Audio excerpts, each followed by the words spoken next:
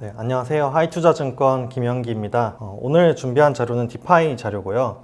일단 4페이지부터 보시면은 과거부터 이제 지금까지 은행의 비즈니스 모델은 돈을 빌려주고 이자를 받는 이런 방식이었습니다. 그런 게 크게 이제 변화가 없었는데 한 가지 이제 변화가 있었다고 하면은 업무 방식에 있어서의 변화는 빠르게 이뤄지고 있습니다. 그래서 그림 1번 보시면은 과거에는 이제 전통 금융기관들이 법정화폐 기반의 서비스를 진행했고, 여기서 첫 번째로 이제 비대면화가 이루어졌습니다. 그로 인해서 정보의 비대칭성이 이제 해소가 되었고, 두 번째는 전통 금융기관들이 제공하지 못했던 편리성 측면에서는 핀테크 업체들이 빠르게 등장하면서 이 부분을 메꿔줬다라고 보고 있거든요. 네. 그 다음으로 나온 거는 이제 블록체인 기반의 핀테크 기업들입니다. 그래서 여기서부터는 법정화폐 기반의 서비스뿐만 아니라 가상자산 기반의 서비스도 병행해서 이루어진다라고 보시면 될 것 같고, 지금 현재는 이제 저희가 이 단계에 와 있다라고 보고 있습니다. 그래서 이 단계를 다른 말로는 이제 Centralized Finance라고 해서 CFI라고도 부르고 있거든요. 그래서 그 다음 단계는 이제 DeFi입니다. 그래서 왜 DeFi를 지향해야 하는가에 대해서 조금 의문을 가지실 수 있는데, 일단 첫 번째로 전통 금융기관이나 핀테크 기업이나 아니면은 이제 CFI 모두 다 중개기관을 거치게 되거든요. 그렇기 때문에 한번 비용이 더 발생한다는 이제 단점이 있고, 두 번째는 시간적인 측면에서 저희가 이제 은행에서 해외로 송금을 하게 되면 보통 이틀에서 3일 정도 걸리게 됩니다.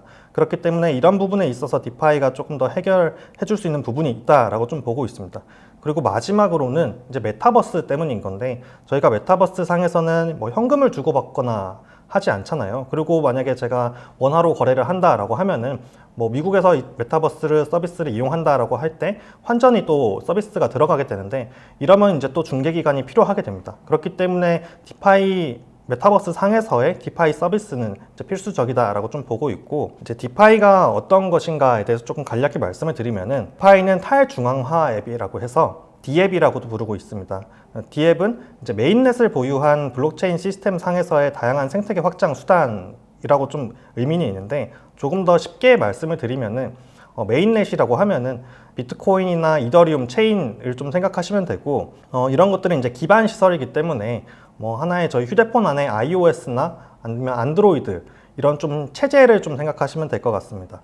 그리고 그 위에서 움직이는 이제 D앱은 하나의 카카오톡 같은 일종의 앱이다라고 좀 보시면 되고, 지금 그림 8번 보시면은 디파이 TVL이라고 있습니다. 그래서 이거는 그 디파이 상에서의 얼마나 유동성이 이제 머물러 있는가를 나타내는 지표이고, 지금 21년부터 가상자산 가격이 빠르게 상승하면서 TVL도 같이 성장한 것을 보실 수가 있습니다.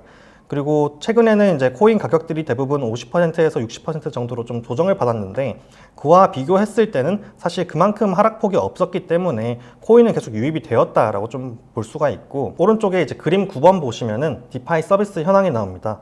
가장 큰 플랫폼은 메이커라는 곳이고, 지금 체인들을 보시면은 대부분 이더리움 기반으로 움직이는 것을 볼 수가 있습니다. 그리고 섹터는 이제 랜딩과 덱스 이렇게 크게 두 가지로 나뉘고 있다라고 좀 보시면 되고, 디파이를 저희가 이제 다른 말로는 머니레고라고도 부르고 있습니다.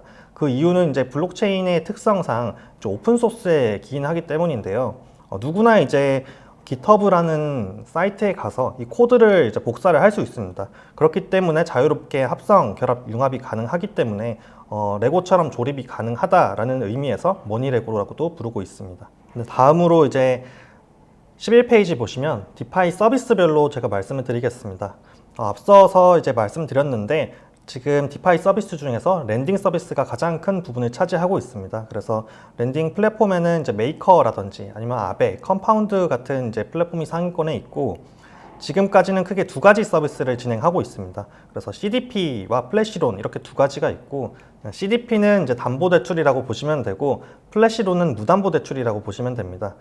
그림 11번에 이제 CDP 담보대출 프로세스가 나오는데, 제가 만약에 여기서 차입을 하고 싶다라고 할 때 이더리움을 담보로 맡기고 다이라는 이제 스테이블 코인을 차입해 가는 구조입니다. 그래서 전통적인 담보대출과 이제 프로세스가 비슷하다라고 좀 보시면 되고, 그 다음으로는 그림 12번에 플래시론 프로세스가 나옵니다. 플래시라는 게 이제 카메라가 번쩍할 때 같이 이제 짧은 순간이잖아요. 그렇기 때문에 이 짧은 순간 안에 대출과 상환이 모두 이뤄진다라고 보시면 되고, 얼마나 짧은 기간이냐라고 하면은 한 개 블록이 생성되기 전에 모든 게 이루어집니다. 그래서 이더리움 같은 경우에는 보통 13초에서 15초 정도면은 한 개 블록이 생성되기 때문에 그렇게 짧은 순간 안에 이루어지게 되고, 그렇다 보니까 이제 일반 고객들을 대상으로 하는 서비스가 아니고 개발자라든지 아니면은 이제 투기 세력들이 이제 차익 거래를 하기 위해서 사용한다라고 좀 보시면 될 것 같습니다. 다음으로는 덱스입니다. 가상자산 거래소라고 하면은 저희는 보통 뭐 바이낸스나 업비트, 빗썸 이런 중앙화된 거래소를 생각을 하시는데, 덱스는 탈중앙화된 거래소라서 조금은 이제 다른 개념입니다. 뭐 탈중앙화라고 하지만 사실은 이제 아직까지 완전한 탈중앙화 거래소는 존재하지 않는다라고 좀 보는데, 초기에 운영팀이 존재하고 향후에 이제 백서를 보면은 이 플랫폼 안에서 이제 거버넌스가 점점 축소되는 구조로 가고 있습니다. 그렇기 때문에 시간의 흐름에 따라서 점차 이제 탈중앙화 된다라고 좀 보시면 될 것 같고, 크게 덱스에는 유형이 두 가지로 나뉩니다. 그래서 그림 13번에 보시면은 이제 오더북 기반의 거래소가 있고, 두 번째는 이제 유동성 풀 기반의 거래소가 있습니다. 그래서 오더북 기반은 이제 HTS를 생각하시면 되는데, 매수 매도 호가창이 있는 거래소인 거고, 유동성 풀은 이제 하나의 이제 유동성 풀을 만들어서 그 안에서 이제 여러 가지 서비스를 제공한다라고 좀 보시면 될 것 같습니다. 그래서 덱스의 주요 서비스는 이제 코인 간의 스왑, 그러니까 조금 쉽게 말씀드리면은 환전 서비스가 있고, 그 다음으로는 이제 제가 유동성을 제공을 하고 그 대가로 이제 수수료를 수취하는 풀링, 그 다음으로는 이제 자산을 예치해서 검증을 받는 이제 스테이킹이나 파밍 이런 서비스가 있습니다.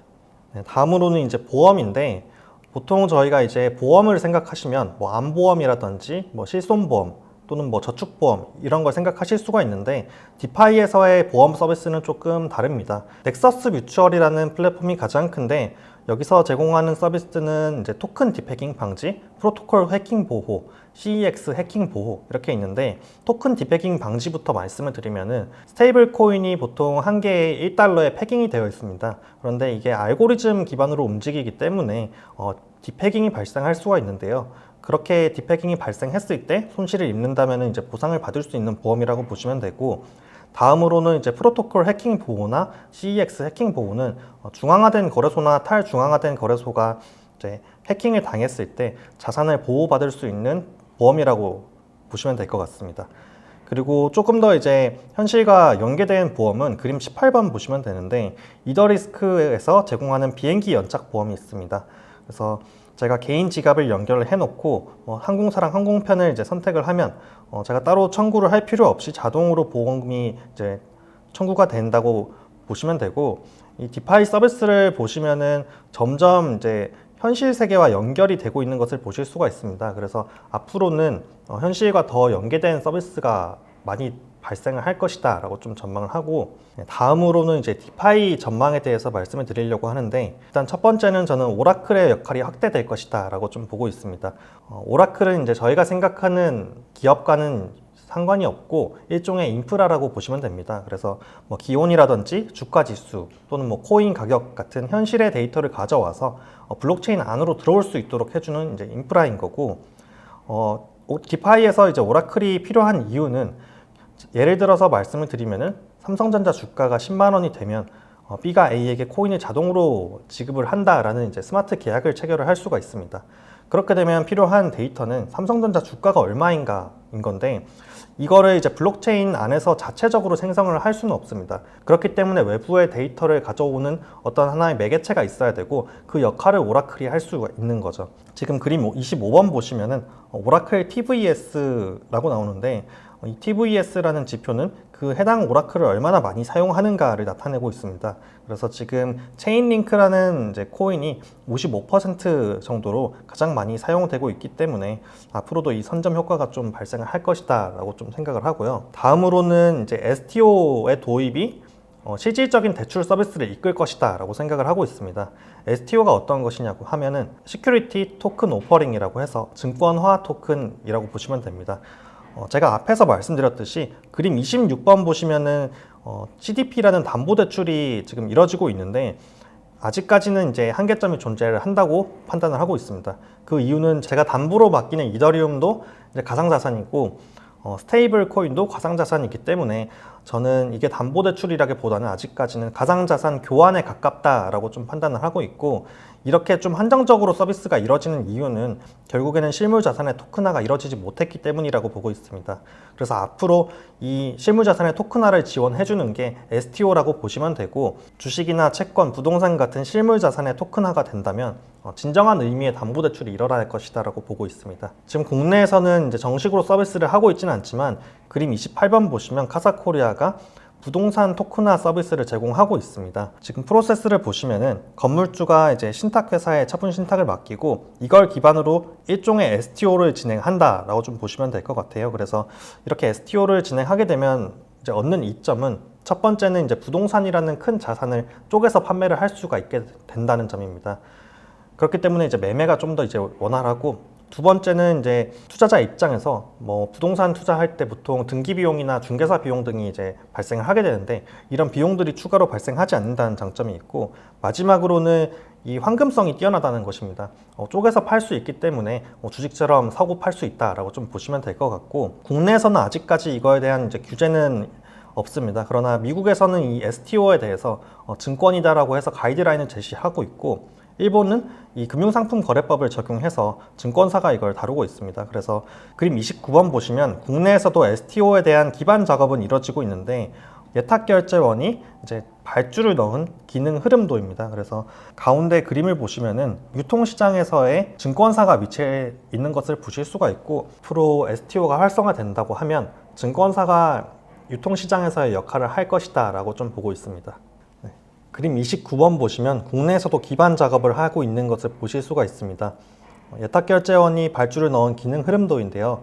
여기서의 유통시장에서 위치해 있는 곳은 증권사입니다. 그렇기 때문에 앞으로 국내에서도 STO가 활성화된다라고 하면 증권사가 이 역할을 하지 않을까 생각을 하고 있습니다. 네, 이상으로 디파이에 대해서 조금 말씀을 드렸는데, 디파이는 아직까지 여러 가지 문제점이 있는 서비스인 건 맞습니다. 앞에서 말씀드렸듯이 무담보대출인 플래시론이 13초에서 15초 만에 모든 프로세스가 끝나야 된다라는 이런 한계점도 보이고 있는데, 다만 이제 한 가지는 디파이가 출범한 지 약 3년 정도밖에 되지 않은 것을 좀 고려하면은 전통 금융기관만큼의 서비스를 제공하지는 못하지만 일부분 그 시장을 대체할 수 있는 여력이 있다라고 보고 있습니다. 발표 내용은 다 말씀드렸고요. 감사합니다.